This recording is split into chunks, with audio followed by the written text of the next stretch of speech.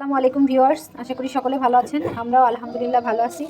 আজকে আমরা আপনাদেরকে দেখাবো যে আমরা রান্নায় কি কি মশলা ব্যবহার করি। ভাজা মশলায় আমাদের থাকে, দেখেন এখানে আছে জিরা এবং ধনিয়া, এটা ভেজে নেওয়া। আর এই যে সামনে আছে তেজপাতা, তেজপাতাটাকেও ভেজে নিয়ে দেখেন হাত দিয়ে কচলাইলে গুঁড়ো গুঁড়ো হয়ে যাচ্ছে। পাতাটাকে এর সাথে ভেঙে মিশিয়ে নিয়ে সবগুলো একসাথে ব্লেন্ডার জারে দিয়ে দেবো। গুঁড়ো মশলা, এটা হচ্ছে গুঁড়ো মশলা। আর আমরা যেই পানি গুলিয়ে যে মশলাটা ব্যবহার করি সেটাও আজকে আপনাদেরকে দেখাবো যে আমরা সেখানে কী কী ব্যবহার করি। এবার এখানে দিয়ে দেবো একটু রাঁধুনি, এগুলো আস্ত রাঁধুনি ভেজে গেছি। হ্যাঁ, রাঁধুনি থেকে খুব সুন্দর একটা সেন্ট আসতেছে। রাঁধুনিটা একটু পরিমাণে অল্প দিলাম।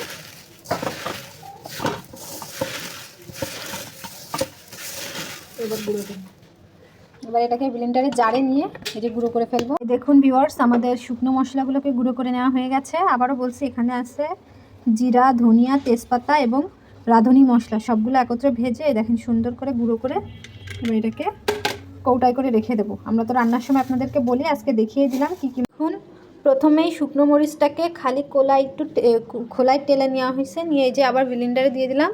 ফিরে আসছে এটাকে গুঁড়ো করে নেওয়ার পরে। আজকে আমরা মশলাগুলো রেডি করে রাখবো, সেই জন্য আপনাদেরকে শেয়ার করতেছি যে আমরা কী কী মশলা খাই। দেখতে থাকুন। যে ভিউয়ার্স, আমাদের শুকনো মরিচটাকেও গুঁড়ো করে নেওয়া হয়ে গেছে। এবার এটাকে এই যে জারে রেখে দেব।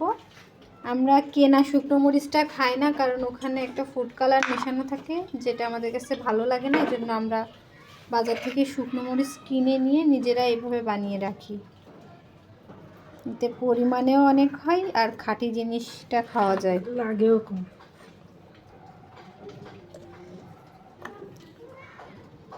এই গেল আমাদের আরও একটা শুকনো মশলা।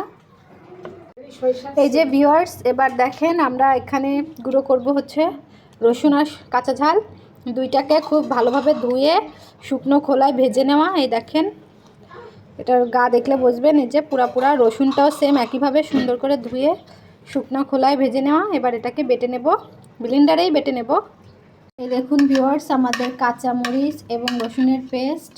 আপনাদের বোঝার সুবিধার্থে আমরা আজকে একটু আলাদা আলাদা ভাগে ভাগে করতেছি এবং বেটেও রাখতেছি আলাদা আলাদা করে, যাতে আপনাদেরকে বলতে সুবিধা হয়, আপনাদের বুঝতে সুবিধা হয়। এই হয়ে গেল আমাদের রসুন এবং কাঁচা ঝালের পেস্ট। এখন আমরা সরিষাটাকে রেডি করে নিয়ে আসবো। সরিষাটাকেও আমরা খুব ভালোভাবে পেস্ট করে নেব। দেখতে থাকুন। এই দেখুন ভিউয়ার্স, আমরা সরিষাটাকে খুব ভালোভাবে ধুয়ে এই যে ব্লেন্ডারে দিয়ে দিছি। এখানে একটু পানিও দিয়ে দিছি, কারণ পানি না দিলে তো আর এটা ভালো মতন পেস্ট হবে না। এটাকে পেস্ট করে আবারও আপনাদের কাছে ফিরে আসছি। আমাদের সম্পূর্ণ মশলাটাই আজকে আপনাদের সাথে আমরা শেয়ার করব।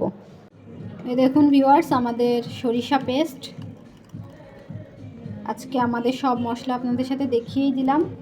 এখন রান্নার উপর ডিপেন্ড করে কোন মশলাটা কখন ব্যবহার করতে হবে।